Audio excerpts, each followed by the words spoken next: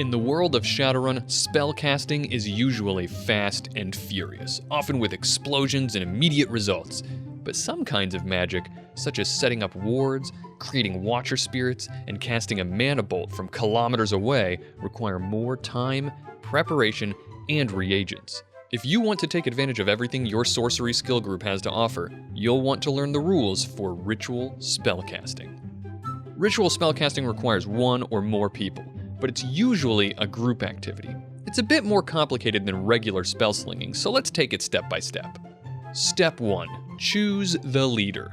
The leader is the only person who's required to know the ritual. The leader will be making the primary ritual spellcasting test later, so make sure it's someone who knows what they're doing. Step 2. The leader chooses what ritual to perform. And step number 3, the leader chooses the force of the ritual. The higher the force, the higher the drain. Step 4.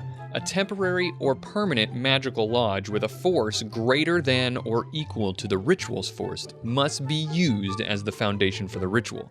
The ritual fails if any participants leave the foundation or if it's destroyed. The exception to this is spotters, which we'll talk about later. Step 5. You must use up a number of drams of reagents equal to the ritual's force. There's a significant benefit to using more than you need to, though. In particular, reduce the drain by 1 for every additional number of drams equal to the ritual's force.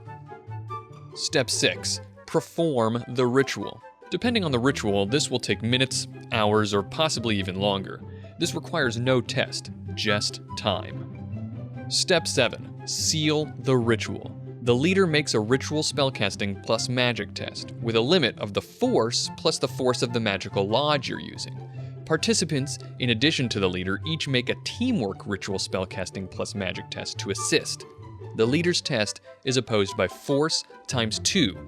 Net hits on the sealing test have different effects depending on the particular ritual that is chosen. The leader and each participant must resist drain with a value equal to double the number of hits rolled by the opposing dice on the ritual spellcasting test. If the leader got more hits in the ritual spellcasting test than their magic rating, the drain is physical. Otherwise, it's just stun damage. Every ritual is different. Some allow you to cast spells remotely, but most have specific effects, such as creating wards, setting up a healing circle, or animating a statue to act as a servant. Each ritual also has its own description for what happens if it is successful, and what benefits, if any, there are for any net hits on the sealing test. The ritual also determines how long it takes to cast. There are a few common terms that apply to various rituals. They aren't common to all of them, but every ritual has at least one of these characteristics, which are important to be familiar with. Anchored rituals. These rituals create an effect which is anchored to a specific location or object. Minion. Some rituals, such as Watcher Spirit or Homunculus, create a minion that serves the ritual leader for a time.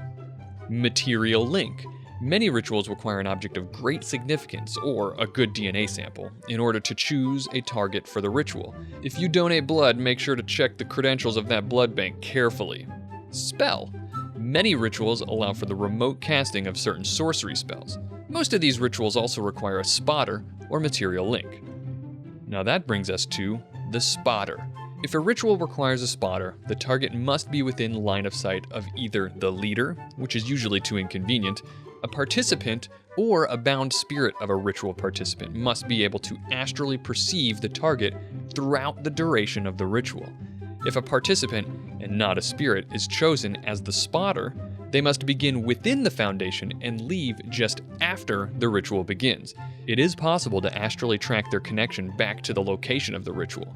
The spotter doesn't get to add anything to the teamwork test on the ceiling of the ritual, but still suffers the same drain as all of the other participants. Thanks for watching. Tell me what you'd like me to do a video on next, and if you liked this video, please consider becoming a patron over at patreon.com/complexaction.